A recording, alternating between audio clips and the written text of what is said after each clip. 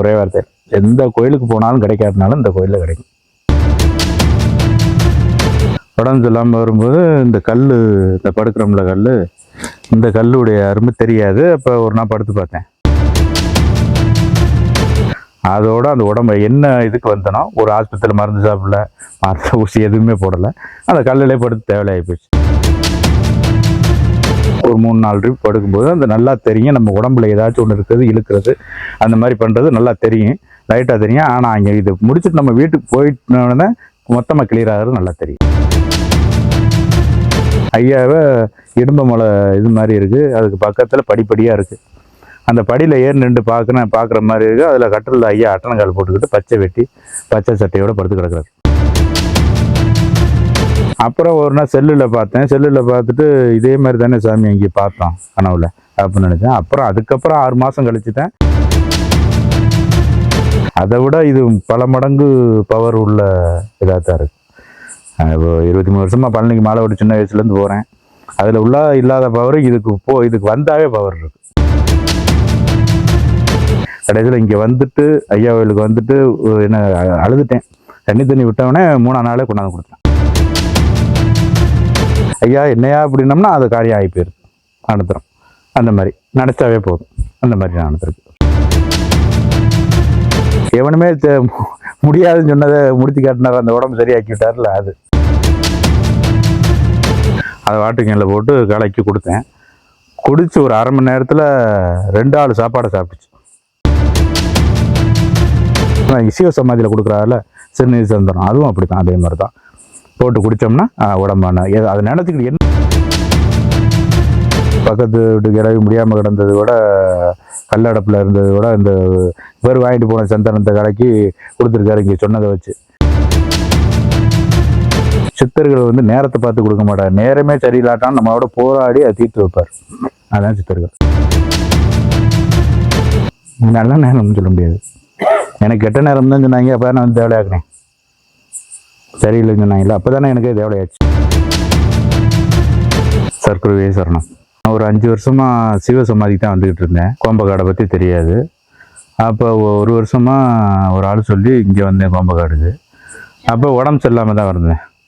உடம்பு சரியில்லாமல் வரும்போது இந்த கல், இந்த படுக்கிறோம்ல கல், இந்த கல்லுடைய அருமை தெரியாது. அப்போ ஒரு நாள் படுத்து பார்த்தேன். ஒரு நாப்பில் இருந்து பார்த்தேன். அப்போ கொஞ்சம் நல்லா இருந்த மாதிரி இருந்துச்சு. அப்புறம் மறுநாள் காலையில் மறுபடி படுத்தேன். கொஞ்சம் ஃப்ரீயாக உடம்பு சரியில்லாமல் வந்து கொஞ்சம் கொஞ்சமாக கிளியர் ஆகும். 1 வாரமாக தங்கி இருந்துக்கிட்டு இங்கே சமைச்சேன்.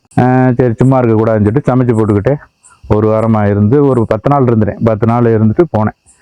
அதோட அந்த உடம்பை என்ன இதுக்கு வந்தனோ, ஒரு ஆஸ்பத்திரியில் மருந்து சாப்பிடல, மருந்து ஊசி எதுவுமே போடலை, அந்த கல்லிலே படுத்து தேவையாகி போச்சு. அதுலேருந்து விடாமல் இப்போ இந்த 1 வருஷமாக இப்போ வந்துக்கிட்டே இந்த கல்லுக்காண்டி வந்து பார்த்துட்டு சாமியை கும்பிட்டுட்டு போவேன். அது ஆஸ்பத்திரி செலவுங்கிறது இல்லை, இந்த கல்லிலே வேலை முடிச்சு. ஆனால் சிவசமாதியில் நான் 5 வருஷமாக அங்கேயே வந்துக்கிட்டே இருந்தேன். 1 வருஷமாக தான் இங்கே வரேன்.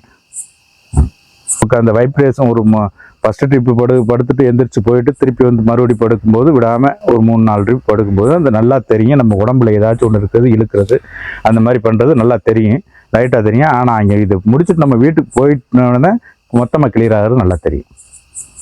ஆனால் இங்கே விட்டுட்டு போனது மாதிரியே ஒரு ஃபீல் இருக்கும். ஆனால் உடம்பு தேவையாக சரியாக போயிடும். ஒரு 5 வருஷத்துக்கு நான் சாய்பாபாவை தான் அதிகமாக வியாழக்கிழமை இந்த வெண்பொங்கல் கேசரி இதில் கிண்டி கொண்டு கொடுத்துக்கிட்டு சாய்பாபா தான் கும்பிட்டுக்கிட்டு இருந்தேன். அப்போ ஒரு நாள் கனவுல பார்த்தது தான் ஐயாவை ஃபஸ்ட்டு சாய்பாபாவில் கும்பிட்டுட்டு பாத்திரம் வாங்கிட்டு சாய்பாபாவில் படுத்திருந்தேன். பாத்திரம் வாங்குறதுக்காண்டி ரிட்டர்ன் எடுக்கிறதுக்கு. அப்போ படுத்துருக்கும்போது ஐயாவை இடும்ப மலை இது மாதிரி இருக்குது, அதுக்கு பக்கத்தில் படிப்படியாக இருக்குது. அந்த படியில் ஏறி நின்று பார்க்குற மாதிரி இருக்குது. அதில் கட்டில் ஐயா அட்டனங்கால் போட்டுக்கிட்டு பச்சை வெட்டி பச்சை சட்டையோடு படுத்து கிடக்குறாரு. அப்போ இந்த சாமி என்னன்னு தெரியாது, யாருன்னு கூட தெரியாது. என்ன ஒரு ஆள் படுத்து கிடக்கிற அப்படின்னு யோசிச்சுக்கிட்டு தான் இருந்தேன். அப்புறம் ஒரு நாள் செல்லில் பார்த்துட்டு இதே மாதிரி தானே சாமி அங்கே பார்த்தோம் கனவுல அப்படின்னு நினச்சேன். அப்புறம் அதுக்கப்புறம் 6 மாதம் கழிச்சுட்டேன் ஐயா வேலைக்கே வந்தவொடனே அதே கட்டில் இங்கே உள்ளே இருந்துச்சு. அப்போ இந்த போட்டால் இந்த கட்டில் எல்லாம் இந்த சாமி தான் வந்தது அப்படின்னு சொல்லிட்டு அதுலேருந்து ஒரு 5 வருஷமாக வந்துக்கிட்டு இருக்கேன். இங்கே வந்தது போன வருஷம் ஐயப்பங்களுக்கு மாலை விட்டுருக்கும்போது இப்போ 1 வருஷம் ஆச்சு. போன வருஷம் ஐயாவுக்கு மாலை விட்டுருந்தேன், இந்த வருஷம் மாலை விட்டேன் இந்த குருபூஜைக்கு. மாலை எந்த மாதிரியான வேண்டுதலை வச்சு மாலை போடுறீங்க? என்னன்னா ஐயாவுக்குன்னு இப்போ பழனிக்கு மாலை போடுறோம், நம்ம இருக்கிற கெட்டது போகணும் அப்படின்னு சொல்லிட்டு அதே மாதிரி ஐயாவுக்கு மாலை போடுறோம். உங்களுக்கு திருப்திகர மாதிரி இருக்கா? அதை விட இது பல மடங்கு பவர் உள்ள இதாக தான் இருக்கு. இப்போ 23 வருஷமா பழனிக்கு மாலை ஓடி சின்ன வயசுலேருந்து போகிறேன். அதில் உள்ள இல்லாத பவர் இதுக்கு வந்தாவே பவர் இருக்கு. அதை எப்படி உணர்ந்தீங்க? அது எப்படின்னா, இப்போ அங்கே போயிட்டு அவனும் அவதிப்பட்டு இது போனாலும் வீட்டுக்கு போனாலும் அவதி சண்டை இப்படி இங்கே வந்துட்டு போனோம்னா அமைதி தான் இருக்கு. மற்றபடி எந்த பிரச்சனையும் இல்லை. வீட்டையும் கண்ட்ரோலில் படுத்துகிற மாதிரி இருக்கு. வேற ஏதாவது உணர்ந்தீங்களா? வேற என்னன்னா, ஒருத்தன் பணம் கொடுக்காம இது பண்ணிட்டு இருந்தேன். கடை வச்சுருந்தேன். அதை விட்டதுக்கப்புறம் அட்வான்ஸை கொடுக்கல. அதுக்கு நான் போய் ஊர்லேருந்து ஆளை கூட்டு போய் பஞ்சாயம் வச்சு பார்த்தேன், கொடுக்கல. கடைசியில் இங்கே வந்துட்டு ஐயா கோயிலுக்கு வந்துட்டு என்ன அழுதுட்டேன். தண்ணி விட்டவொடனே 3ஆம் நாளே கொண்டாந்து கொடுத்தேன். அது ஒன்று. அப்புறம் முடியாமல் கிடந்தது. இங்கே வந்து விளையாச்சு. அப்புறம் சின்ன சின்ன விஷயத்துக்கு ஐயாவை நடத்தோம்னா டக்குன்னு ஐயா என்னையா அப்படின்னோம்னா அது காரியம் ஆகி போயிடுது. நடத்துகிறோம். அந்த மாதிரி நினச்சாவே போதும். அந்த மாதிரி நான் நடத்துருக்கு.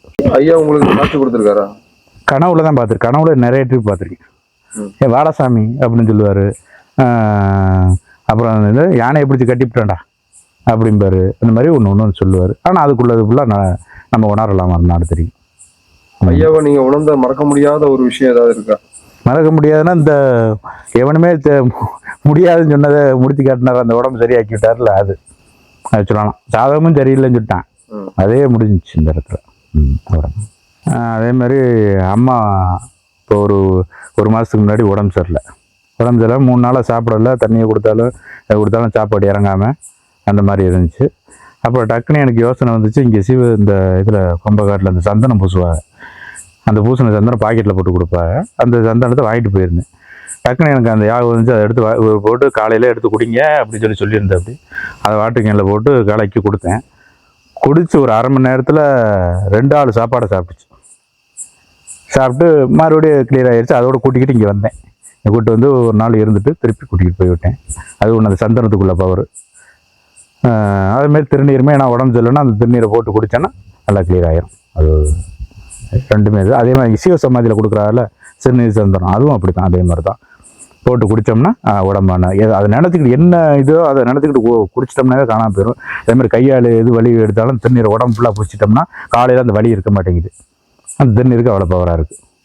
சிவசமாதியில் கொடுக்குறாருல அந்த பாக்கெட் போட்டு கொடுப்பாரு அந்த திருநீர். அது நடக்கும். இந்த பிரம்ம தீர்த்தம் பற்றி என்ன? இது தீர்த்தம் எப்படின்னா, திருநீரை போட்டு இங்கே கொடுக்குறாங்க. அதை கொண்டு போய் நம்ம முடியாத டயத்தில் எடுத்து குடிச்சிக்கலாம். வீட்டில் தொளிக்கிறதுனால தொளிக்கக்கூடாது, குடிக்கிறது தான். அது குடிச்சிடும். அது போன அன்னைக்குன்னே போட 2 நாளில் ஓயாமல் எடுத்து குடிச்சிட்டு கழுவி நீர் அப்புறம் திருப்பி. பிரம்ம தீர்த்தத்தை பற்றி உங்களுக்கு யார் சொன்னால்? நீங்கள் எப்படின்னா, அது இங்கே வரும்போது பிரம்ம தீர்த்தம்னு இங்கே சொல்கிறத கேள்விப்பட்டு தான் ஃபஸ்ட் வந்தது. 1 வருஷத்துக்கு முன்னாடி வரும்போது வந்தது தான் வந்துட்டு. ஆனால் அதில் பலன் இருக்குது. அந்த இதில் தீர்த்தத்தில் பலன் இருக்க கேட்டு தானே அதை வாங்கிட்டு போய் அங்கே நாங்கள் குடிக்கிறோம். நல்லா தானே இருக்குது. அந்த திருநீருக்கும் அந்த இப்போ தீர்த்தத்துக்கும் நல்லா கேட்குது. கிளவியோட பக்கத்து வீட்டு கிளவி முடியாமல் கிடந்தது கூட, கல்லடப்பில் இருந்தது கூட இந்த பேர் வாங்கிட்டு போன சந்தனத்தை கலக்கி கொடுத்துருக்காரு இங்கே சொன்னதை வச்சு. அது நாள் வயிறு ஊதிடுச்சு அப்படின்னு சொல்லிடுச்சு. ஃபோன் அடிக்கிறார் இருந்தாலும். நீங்கள் சொல்கிறப்ப நினச்சிட்டு சந்தனத்தை கலக்கி அந்த கிளவி கொடுத்துட்டாங்க, கல்லடப்புன்னு சொல்லி வயிற்று ஊறிக்குச்சுன்னு சொல்லி எதுவும் பண்ணுமா அப்படின்னு கேட்டேன். அதெல்லாம் ஒன்றும் பண்ணாதுங்க, ஃபஸ்ட்டு அப்படி தான் இருக்கும். மறுநாள் ஃபோன் அடிக்கிறேன். அந்த கிளவி மறுபடியும் அந்த சந்தனத்தை வாங்கிட்டு போயிடுச்சு. கொடுப்பா அப்படின்னு வாங்கிட்டு போயிடுச்சுன்னு சொல்லி ஃபோன் அடிக்கிறேன். அப்போ பாருங்கள், அது ஃபஸ்ட்டு உள்ள கல்லடுப்பு இருக்க முதல்ல ஒரு ரியாக்ஷன் கொடுத்து தானே தேவையாக்கும். மறுநாள் நல்லா இருக்கும், மறுபடியும் வாங்கிட்டு போயிடுச்சு. ஆஸ்பத்திரியில் பார்த்துக்கிட்டே இருந்தது தேவையாகாமல். அது பாருங்க இந்த சந்தனத்தில் அது இதாகிருக்கு. அந்த பையன் ஃபோன் அடிச்சு சொன்னேன், நான் கூட்டிகிட்டு வந்த பையன் வாங்கிறேன் சொன்னேன். அந்த மாதிரி வந்துருக்கு. தீர்த்தை நான் இப்போ வர்ற டயத்தில் வாங்கிட்டு போவேன். கல் தான் இங்கே இந்த கல் தான் பவர் அதிகமாக. கல்லில் படுத்தோம்னா நல்ல பவராக இருக்கும். மற்றபடி அந்த தீர்த்தம் இது எல்லாமே அந்த திருநீருக்கு பவர். எந்த இடத்துல போனாலும் சரி ஐயா விட்டு திருநீர் சந்தனத்துக்கு பவர் தான். இந்த ஐயாவோட கோவிலை தெரியாதவங்களுக்கு நீங்கள் சொல்லக்கூடிய விஷயம்னா என்னன்னு சொல்லுவீங்க? ஒரே வார்த்தை, எந்த கோயிலுக்கு போனாலும் கிடைக்காதுனாலும் இந்த கோயிலில் கிடைக்கும். எப்படின்னா, சாமியை நம்ம நேரத்தை பார்த்து கொடுக்கும். சித்தர்கள் நேரத்தை பார்த்து கொடுக்க மாட்டார். நேரமே சரியில்லாட்டாலும் நம்மளோட போராடி அதை தீர்த்து வைப்பார். அதான் சித்தர்கள். இதுக்கும் சாமிக்கும் உள்ள வித்தியாசம். அதான் முதல்ல தெரிஞ்சுக்கிட்டது இந்த சத்குரு ஐயாவை தெரிஞ்சுக்கிட்டது எப்படி தெரிஞ்சுக்கிட்டீங்க? ஃபர்ஸ்ட் கனவுல பார்த்தது தான். மறுபடியும் இந்த காசு பிரச்சனை வாங்க முடியலேன்னு சொல்லிட்டு வந்தேன். அதான் ஃபஸ்ட்டு வந்தவொடனே டக்குன்னு உடனே முடிஞ்சிச்சு. மறு ட்ரிப் வரும்போது யானையே பிடிச்சி கட்டிவிட்டேன் போடா அப்படின்னு சொன்னதோட தான் அந்த கடை பிரச்சனை இருந்துச்சு. ரொம்ப நாளாக எழுதிட்டு கிடந்துச்சு. அந்த மாதிரி ஒன்று ஒன்று டக்கு டக்குன்னு சொல்லி முடிச்சிருவார். கனவுல தான் சொல்லுவார். கனவுல சொல்கிறதுக்குள்ள டக்கு டக்குன்னு நடக்கும். அதேமாதிரி வாடாசாமின்னு நைட்டு சொல்லிட்டு விடுவார். எனக்கே தெரியாமல் நான் வந்துடுவேன். டக்குன்னு கிளம்ப வச்சுருவார். டக்குன்னு வந்து சேர்ந்துருவேன். அந்த மாதிரி நிறைய நடந்திருக்கு. நிறைய வாட்டி இப்போ அவர் கூப்பிட்டு தான் டக்கு டக்குன்னு வந்திருக்கு. அந்த தருணங்களை எப்படி உணர்றீங்க நீங்க? எப்படின்னா ஐயா இல்லைன்னா நம்ம இல்லை அப்படிங்கிற மாதிரி ஆயிடுச்சு. எதாக இருந்தாலும் ஐயா தான் அப்படிங்கிற மாதிரி தான் உணர்றோம். வேறு என்னது சொல்கிறதுக்கு மாட்டேன்.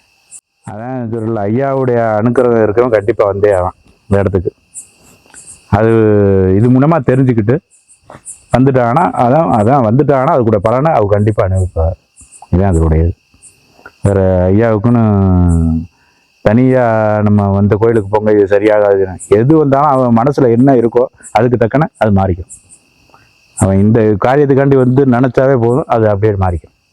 நல்லாயிருக்கும். ஒருவருக்கு நல்ல நேரம் வந்தால் தான் கொம்பப்பட்டிக்கு வர முடியும் அப்படின்னு சொல்கிறாங்களா? நல்ல நேரம் இல்லை, அவர் நினச்சாதான். நல்ல நேரம்னு சொல்ல முடியாது. எனக்கு கெட்ட நேரம் தான் சொன்னாங்க. அப்போ தான் நான் வந்து தேவையாக்குனேன். சரியில்லைன்னு சொன்னாங்களா, அப்போ தானே எனக்கு தேவையாச்சு. இருந்து ஓடக்கூடாது, உடனே இருந்து அந்த இடத்துல என்ன இருக்குது எது இருக்குன்னு பார்த்து ஒரு வேலையிலே பார்க்கணும். சும்மா வந்து உட்கார்ந்து இருந்துட்டு போகக்கூடாது. வேலை பார்த்தா ஐயாவுக்கு ரொம்ப பிடிக்கும். வந்து ஏதாவது வேறு வேலையை பார்த்துட்டு போகணும். எந்த மாதிரி வேலை பண்ணணும்? இந்த இப்படி கூட்டலாம், உள்ளே ஏதாச்சும் வேலை இருந்தால் பார்க்கலாம், உள்ளே போய் ஏதாவது வெட்டி கொடுக்கலாம், ஏதாவது சமைக்கலாம், ஏதோ ஒரு வேலையை பார்க்கலாம். நீங்கள் எந்த மாதிரி வேலை செஞ்சுருக்கீங்க? எல்லா வேலையும் பார்ப்பேன். வர டைமில் பார்த்துக்கலாம். எந்த மாதிரி வேலை செஞ்சுருக்கீங்க? அது கூட்டி விட்டுருக்கேன், உள்ளே சமைச்சிருக்கேன். இப்போ கூட தான் சமைச்சிட்டு வந்தேன். அப்படி அதை உங்களுக்கு எப்படி ஆத்மார்த்தமாக உணர்றீங்களா? எப்படி உங்களுக்கு திருப்தியாக இருக்கா? இங்கே வேலை பார்த்துட்டு போனோம்னா அங்கே வேலை பார்க்குறதே தெரியாது. எங்கே கடையில் நல்லா இருக்கும். எப்படின்னா ஈஸியாக இருக்கிற மாதிரி இருக்கும், சுமையாக தெரியாது. இப்போ எப்படின்னா ஒரு வண்டியில் விழுவணும்ட்டு இருக்குன்னா ஐயா இங்கே லேசாக தள்ளி விட்டு விழுந்துட்டேனான்னு கணக்கு கொடுக்குற மாதிரி, நான் விழுந்துட்டேன் நீ விழுவாத அப்படின்னு சொல்கிறாருல, அந்த மாதிரி தான் ஐயா செய்கிறது ஃபுல்லாக. இங்கே வேலை பார்த்துட்டா அங்கே வேலை பார்த்துட்டான்டா ஏன்டா இங்கே கஷ்டம் அப்படிங்கிற மாதிரி சொல்லுவார்ல, அந்த மாதிரி தான் ஐயாவுக்கு செய்யறதுலாம் உணரலாம்.